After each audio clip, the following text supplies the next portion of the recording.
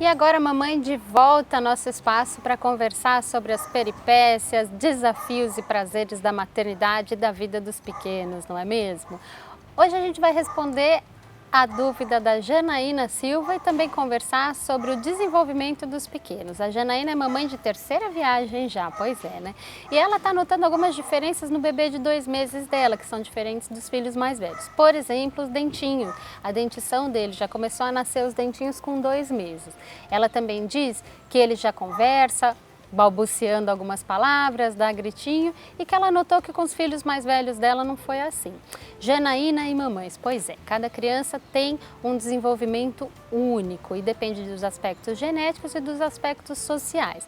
Normalmente os bebês das mamães de primeira viagem, eles acabam sendo um pouco poupados de algumas experiências, né? Por insegurança dos pais, por desconhecimento, eles convivem mais com adultos mesmos, tem um pouco mais de um cuidado, de um excesso de cuidado aí, que os segundos filhos, os irmãos mais novos, né? Os segundos, terceiros filhos, eles não têm tanto, porque eles já nascem convivendo com outra criança, eles já nascem dividindo um pouco mais de atenção, experimentando coisas um pouco diferentes. Então, o desenvolvimento da criança,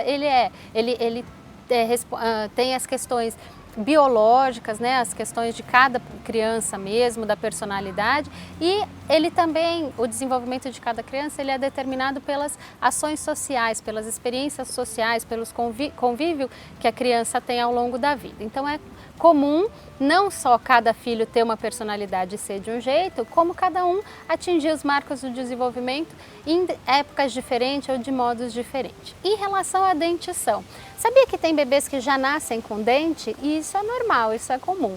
É claro que tem uma fase onde a incidência do nascimento dos dentes é maior, 5, 6, 7 meses começam a nascer os dentinhos das crianças. Mas não significa que a criança que tem o nascimento mais tardio ou antecipado a essa fase tem alguma anomalia, de modo nenhum. Tem bebês, né, como eu comentei, que já nascem com os dentes, não é tão comum, mas é normal. Então, quanto a isso, não se preocupe.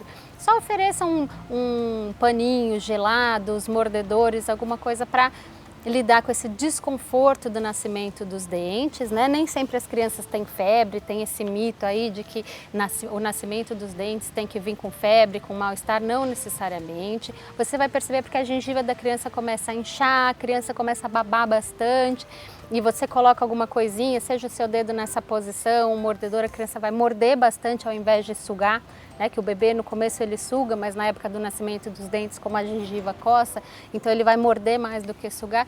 E aí oferecer essas questões para confortar esse desconforto dos bebês. Enquanto a fase, não se preocupe, com 2 meses está tranquilo.